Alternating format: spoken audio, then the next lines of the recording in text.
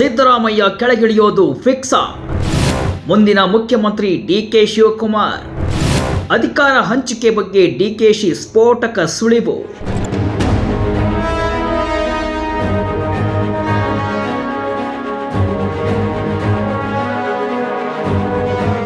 ಕಾಂಗ್ರೆಸ್ ರಾಜ್ಯದಲ್ಲಿ ಅಧಿಕಾರ ಹಿಡಿದು ಸಿದ್ದರಾಮಯ್ಯ ಸಿಎಂ ಗದ್ದುಗೆಯಲ್ಲಿ ಕುಳಿತಾಗಿನಿಂದ ಅಧಿಕಾರ ಹಂಚಿಕೆಯ ಮಾತು ಕೇಳಿ ಬರ್ತಿದೆ.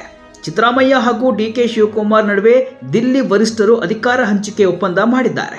5 ವರ್ಷದ ಅಧಿಕಾರಾವಧಿಯಲ್ಲಿ 2.5 ವರ್ಷ ಸಿದ್ದರಾಮಯ್ಯ, 2.5 ವರ್ಷ ಡಿಕೆ ಶಿವಕುಮಾರ್ ಸಿಎಂ ಆಗಿ ಮುಂದುವರಿಯುತ್ತಾರೆ ಎಂಬ ಸುದ್ದಿ ಹರಿದಾಡ್ತಾ ಇತ್ತು.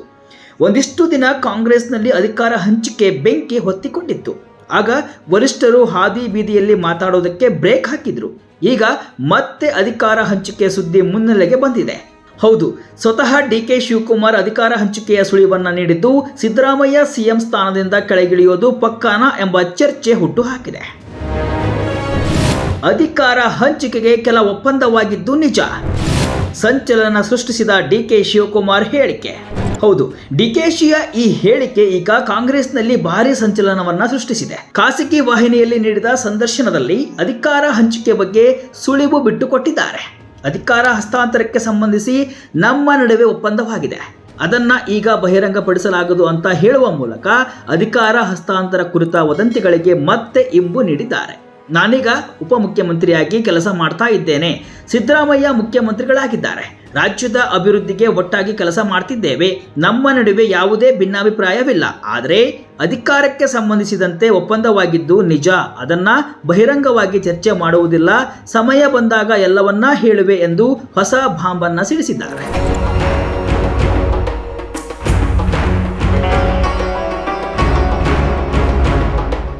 ಇದಕ್ಕೆ ಮುಂದುವರಿದು, ನಮ್ಮ ರಾಜಕೀಯ ಸ್ಥಾನಮಾನಗಳ ಬಗ್ಗೆ ಹೈಕಮಾಂಡ್ ನಿರ್ಧರಿಸುತ್ತೆ. ನನಗೆ ಯಾವುದೇ ಜವಾಬ್ದಾರಿ ನೀಡಿದರೂ ಅದನ್ನ ನಿಭಾಯಿಸುತ್ತೇನೆ. ನಾನು ಯಾವತ್ತೂ ನಮ್ಮ ನಾಯಕರನ್ನ ಬೆದರಿಸುವ ಕೆಲಸಕ್ಕೆ ಹೋಗುವುದಿಲ್ಲ. ನಾನು ಗಾಂಧಿ ಕುಟುಂಬದವರನ್ನ ಅತಿಯಾಗಿ ಪ್ರೀತಿಸುತ್ತೇನೆ. ನನ್ನ ನಿಷ್ಠೆಗೆ ಮುಂದೆ ಬಹುಮಾನ ಸಿಗುತ್ತೆ ಎಂಬ ನಂಬಿಕೆ ಇದೆ ಎನ್ನುವ ಮೂಲಕ ಸಿಎಂ ಸ್ಥಾನ ಸಿಗುವ ನಿರೀಕ್ಷೆಯಲ್ಲಿ ಡಿಕೆಶಿ ಇದ್ದಂತೆ ಇಲ್ಲಿ ಕಾಣಿಸ್ತಾ ಇದೆ. ಸಿಎಂ ಸಿದ್ದರಾಮಯ್ಯ ಅವರೊಂದಿಗೂ ನನಗೆ ಯಾವುದೇ ಭಿನ್ನಾಭಿಪ್ರಾಯವಿಲ್ಲ. ಉತ್ತಮ ಸಂಬಂಧವಿದ್ದು ಆಡಳಿತಾತ್ಮಕವಾಗಿ ನನ್ನ ಸಲಹೆಗಳನ್ನು ಕೇಳಿ ಚರ್ಚೆ ಮಾಡ್ತಾರೆ. ನಾನೂ ಸಹ ಅವರ ಸಲಹೆಯನ್ನು ಕೇಳಿ ಕೆಲಸ ಮಾಡ್ತಿದ್ದೇನೆ. ಸಿದ್ದರಾಮಯ್ಯ ಅವರಿಗೆ ಹೃದಯಪೂರ್ವಕವಾಗಿ ಬೆಂಬಲ ನೀಡ್ತಿದ್ದೇನೆ ಅಂತ ಇಲ್ಲಿ ಪಕ್ಷ ನಿಷ್ಠೆಯನ್ನು ಕೂಡ ತೋರಿಸಿದ್ದಾರೆ. ಮತ್ತೆ ಆಕ್ಟಿವ್ ಆಗ್ತಾರಾ ಸಿಎಂ ಆಕಾಂಕ್ಷಿಗಳು? ಸಿದ್ದರಾಮಯ್ಯ ಆಪ್ತ ಬಳಗ ಏನ್ ಹೇಳುತ್ತೆ? ಡಿಕೆ ಶಿವಕುಮಾರ್ ಅಧಿಕಾರ ಹಂಚಿಕೆ ಬಗ್ಗೆ ಸುಳಿವು ನೀಡ್ತಿದ್ದಂತೆ ಕಾಂಗ್ರೆಸ್ನಲ್ಲಿ ಸಿಎಂ ಆಕಾಂಕ್ಷಿಗಳು ಮತ್ತೆ ಆಕ್ಟಿವ್ ಆಗ್ತಿದ್ದಾರಾ? ಈ ಹಿಂದೆ ಅಧಿಕಾರ ಹಂಚಿಕೆ ಕಾವು ಜೋರಾಗಿದ್ದಾಗ ಸಿಎಂ ರೇಸ್ನಲ್ಲಿದ್ದವರು ಬಹಿರಂಗವಾಗಿ ನಾನು ಸಿಎಂ ಆಕಾಂಕ್ಷಿ ಅಂತ ಹೇಳಿಕೆ ನೀಡ್ತಾ ಇದ್ರು. ಅಲ್ಲದೆ ಗೌಪ್ಯ ಸಭೆಗಳನ್ನ ಮಾಡ್ತಾ ಇದ್ರು. 3-4 ಮಂದಿ ಮಧ್ಯೆ ಸಭೆಗಳು ಗಿರಿಕಿ ಹೊಡ್ತಾ ಇದ್ವು. ಸತೀಶ್ ಜಾರಕಿಹೊಳಿ, ಪರಮೇಶ್ವರ್ ಇವರೆಲ್ಲ ಸೇರಿ ಗೌಪ್ಯ ಸಭೆಗಳನ್ನ ಮಾಡ್ತಾ ಇದ್ರು. ಸಿದ್ದರಾಮಯ್ಯ ಮೇಲೆ ಮುಡ ಹಗರಣ ಸುತ್ತಿಕೊಳ್ತಿದ್ದಂತೆ ಸಿಎಂ ಬದಲಾವಣೆ ಆಗೇ ಬಿಡುತ್ತೆ ಅಂತೆಲ್ಲ ಪುಕಾರು ಹಬ್ಬಿತ್ತು. ಅದೇ ಸಮಯದಲ್ಲಿ ಸಿಎಂ ಆಕಾಂಕ್ಷಿಗಳು ಸೀಕ್ರೆಟ್ ಸಭೆಗಳನ್ನ ಮಾಡ್ತಾ ಇದ್ದುದು ಈ ಅನುಮಾನಗಳಿಗೆ ಎಡಮಾಡಿಕೊಟ್ಟಿತ್ತು. ಒಂದಿಷ್ಟು ದಿನ ಹೈಡ್ರಾಮವೇ ಸೃಷ್ಟಿಯಾಗಿತ್ತು. ಇದು ಯಾವಾಗ ಓವರ್ ಆಯ್ತೋ ಹೈಕಮಾಂಡ್ ಎಂಟ್ರಿ ಕೊಟ್ಟು ಇದಕ್ಕೆಲ್ಲ ಬ್ರೇಕ್ ಹಾಕಿತ್ತು. ಅದು ತಣ್ಣಗೂ ಆಯಿತು. ಈಗ ಮತ್ತೆ ಡಿಕೆ ಶಿವಕುಮಾರ್ ಅವರೇ ಅಧಿಕಾರ ಹಂಚಿಕೆ ಬಗ್ಗೆ ಮಾತನಾಡಿದ್ದು ಮತ್ತೆ ಕಾಂಗ್ರೆಸ್ನಲ್ಲಿ ಈ ಮೇಲಿನ ಎಲ್ಲಾ ಬೆಳವಣಿಗೆಗಳು ನಡೆಯುವ ಸಾಧ್ಯತೆ ಹೆಚ್ಚಾಗಿದೆ.